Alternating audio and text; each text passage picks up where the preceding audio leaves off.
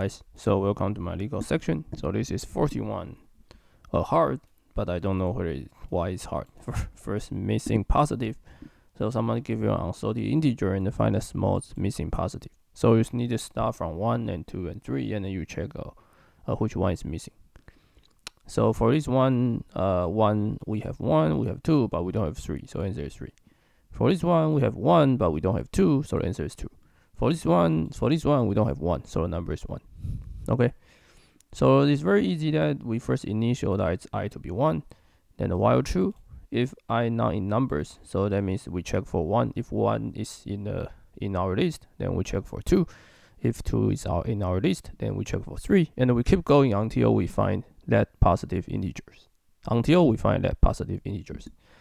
So if I find it, if I is not in that means I find the answer. So I return. Otherwise I plus 1.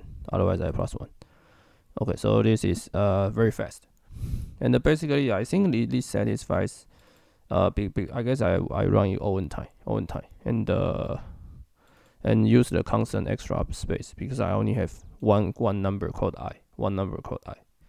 Okay, so I think this is a very easy question. Okay, and I will see you guys in next videos.